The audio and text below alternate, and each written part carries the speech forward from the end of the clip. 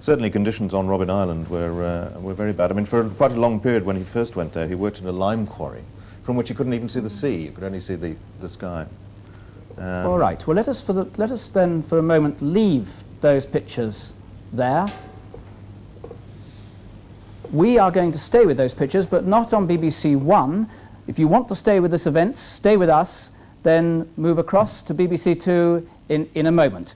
We are witnessing what is going to be one of the great days in the history of South Africa. There will be those, I'm quite certain, who will say to themselves and try and remember, where was I on the day that Nelson Mandela was released? If you want to be able to say that, don't go away from your set, just switch it in a short moment to BBC Two. But from BBC One, bye-bye for the moment.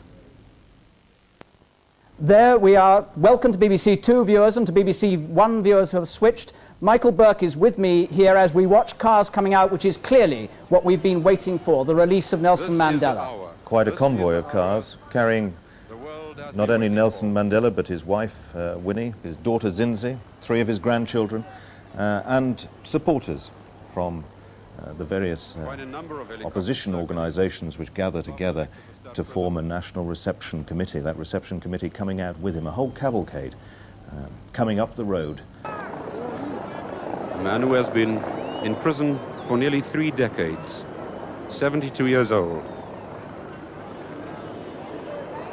would be appearing in public for the first time any moment now.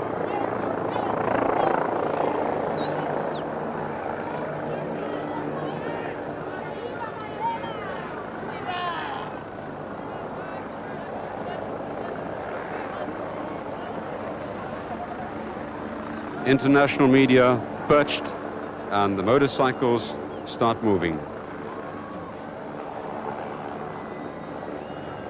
And the crowd getting excited. There's Mr. Mandela, Mr. Nelson Mandela, a free man taking his first steps into a new South Africa. Mrs. Winnie Mandela next to him, waving to the crowds. Hand in hand, they leave the Victor Verster prison.